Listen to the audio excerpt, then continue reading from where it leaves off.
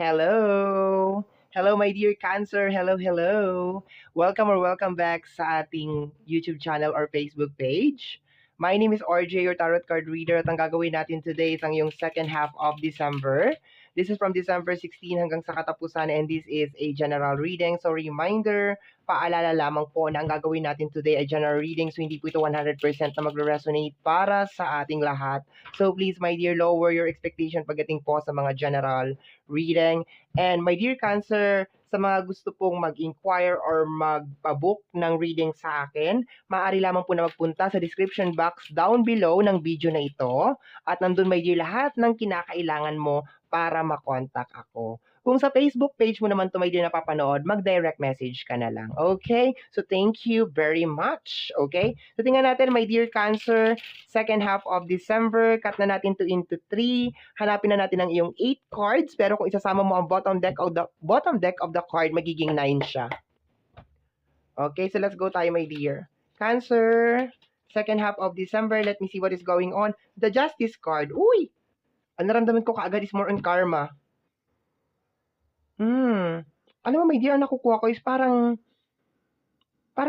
may nakakatanggap ng karma. Parang ganun. Parang merong tao na meron siyang ginawa sa'yo, tapos karma. Parang ganun. Okay? So, parang somebody is receiving yung karma niya. Okay? Ano to? Christmas gift? Ganon? Okay? Let me see, my dear. Kakaiba ka talaga, my dear Cancer, magbigay ng regalo, no? Karma ang regalo. Karma. Okay, let me see. We have here the energy of the Strength card. Okay. Ganda. Ang ganda ng energy, my dear. Ang nakukuha ko dahil sa pagtitiis mo at pagtsatsaga mo sa isang energy, okay, sa pagkakaroon mo ng Strength card, is para nagkakaroon ng positive na energy, okay? So if just in case, my dear, lately parang ang dami mong pinagdadaanan na problema, okay? So medyo maganda yung simoy or yung energy, my dear, ngayong second half of December, lalo sa area ng iyong money. Okay, yun na nakukuha ko dito.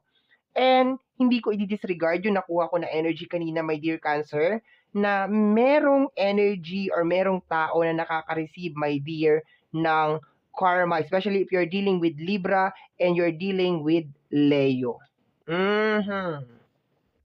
Baka niloko ka, in-scam ka, or something, okay? Or iniwanan ka.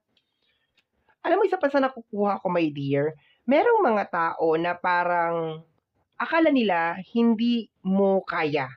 Merong mga tao na yung iniisip nila is parang hindi mo kaya na wala sila, na you cannot make it, hindi mo matatapos yan, hindi mo magagawa yan, kasi wala ako, yung mga ganon. Parang napakayabang nung energy na nakukuha ko, my dear. It's more on parang hindi mo magagawa yan kasi 'di ba? Ginanito mo ako or ginanyan mo ako. Pero napapatunayan mo, my dear Cancer, ngayong second half of December na hindi kita kailangan. I don't need you. Hindi kita kailangan. Okay? Yun ang nakukuha ko dyan. Let me see, my dear Cancer. Next card is the Magician. I told you. I told you, my dear. Congratulations, okay? Meron kang ma-achieve, meron something na mangyayari, my dear. Ang team song mo ngayon, my dear, is I will survive. Ano? I will survive, okay? I will survive. Hey, alam mo yung, my dear, yung grabe siguro yung pinagdaanan mo. Or grabe yung pagko-convince mo sa sarili mo na kaya ko to. I can make it. Okay? Kaya ko to. Ay, ano ba yung team song mo? I can make it through the rain or I will survive. Okay? Pero pakiramdam ko, I will survive. At first, I was afraid. I was terrified. Parang ganun. Ang ganda ng energy, my dear. Very, very nice. Grabe.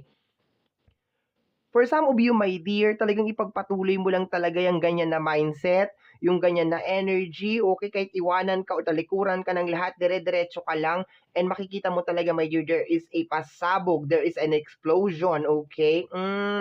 And kinaya mo, my dear, okay? May mga tao na nasasampal sila ngayon, okay? Like, taas kilay sila ngayon, okay? Tingnan natin, my dear. Let me see, the Knight of Pentacles, okay? This is energy ng money, okay? Meron kang pera, my dear. You have the money. Medyo dahan-dahan ka rin, my dear, sa mga paglalabas ng pera, sa paggastos, my dear. kung makaka-receive ka, my dear, ng big amount of money, which is posible, okay, makaka-receive ka ng pera, blessing, pangangalagaan mo talaga yun ng todo-todo, my dear, okay? And I think, my dear, yung panghihinayang, my dear, nung energy na lumabas is, hindi ka na niya kayang kontrolin ngayon kasi nakaka-receive talaga ako, my dear, na merong mga tao na hindi naman as in like kinakarma sila na something wrong or something bad yung nangyayari sa kanila. Pero it's more on parang nanghihinayang na energy. Okay, parang nanghihinayang sila na, ay, mayaman na si Cancer, kinaya ni Cancer, okay na si Cancer. Yung parang ganun. Tapos, parang hindi sila makapaniwala. Yun ang nakukuha ko talaga, my dear Cancer, over here. Wow, very, very nice. Next card tayo, my dear. Okay? May parating na pera sa'yo, my dear. Okay? We have here the energy of the Six of Pentacles. Sinasabi mo dito, my dear, no. Hindi na kita aambunan. This is more on manipulation na energy. Okay, siguro, my dear, for the longest period of time, may mga tao, my dear, na parang pinaiikot ka, my dear, sa palad nila. Okay? May mga tao, my dear, na parang sinasabi na wala na magkakagusto sa'yo or wala na magmamahal sa'yo or hindi mo kaya yan pag wala ako. Pero sinasabi mo dito, my dear Cancer, na bahala ka sa buhay mo. Okay? Ikaw to. This is you. Okay? This is you. And ito yung mga tao, you see, yung nasa baba? Okay? Yan yung mga energy. Yan yung mga tao, my dear, na nanghihinayang ngayon, my dear, because hindi ka na nila kayang makontrol. They cannot control you anymore. Or else, gusto nilang bumalik sa buhay mo, pero hindi na sila makabalik. 'Di ba? Kasi bakit? Iniwanan kanila, my dear, 'di ba? Iniwanan kanila. Okay. Or worse, tinakot ka pa na hindi mo matatapos yan o hindi mo kaya yan nang wala ako. Pero guess what? 'Di ba? You survive. Kinaya mo. Okay, next card tayo, my dear. Next card, Cancer. We have here the energy of the Four of Swords. Okay, sabi mo dito, okay, it's time for me to rest. Okay?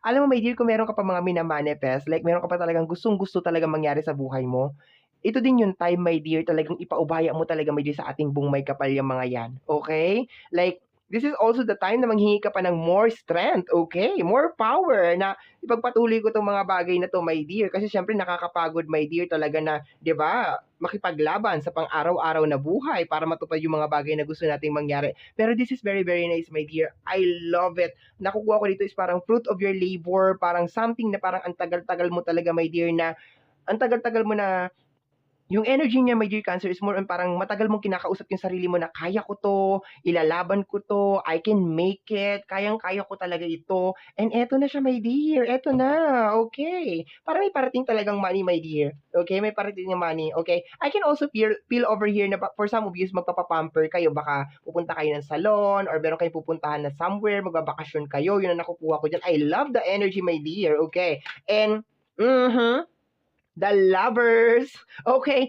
Sa energy ng Lovers, my dear, nakukuha ko dito na merong mga tao na, yes, gusto nilang bumalik sa'yo, my dear, because nakikita nila that you are okay, that you are fine, na kinaya mo mag-isa. Yes, nako-confirm yung energy ko kanina. Okay?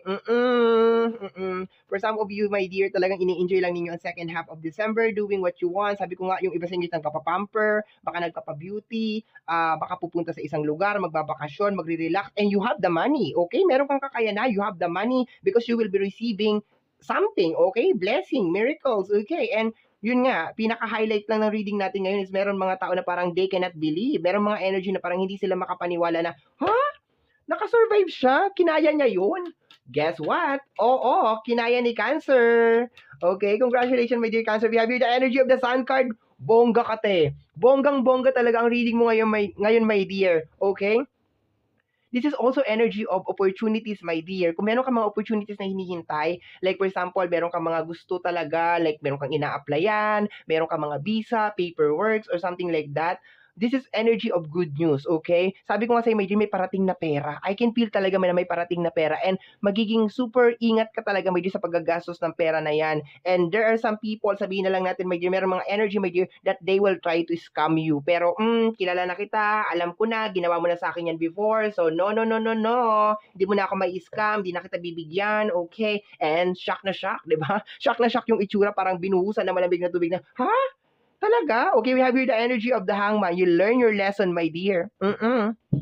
You learn your lesson, okay? Yun ang nakukuha ko dito. For some of you, my dear, ngayong second half of December, eto, my dear, yung time na parang ang dami mong realization, ang dami mong natutunan, my dear, sa isang buong taon ng 2025. To the point, my dear, na natuto ka, my dear, na pahalagahan ang sarili mo, pahalagahan ang mga bagay na pinagpaguran mo, at ipagpatuloy yung mga bagay na naumpisahan mo. And ang pinaka-importante, my dear, sa lahat, ang maniwala ka, my dear, na kahit mag-isa ka, ay kaya mong maitaguyod, kaya mong mailaban kung ano man yung mga bagay na gusto mong mangyari. And I congratulate you for this, my dear Cancer, because you never stop believing, and grabe yung pinagdaanan mo. As in, grabe yung pagmo-motivate mo sa sarili mo, my dear, na kaya mo to, malalagpasan mo to, and guess what? Eto na siya, di ba? Dahan-dahan mo na nararamdaman, my dear, na eto na, di ba? I survive, okay?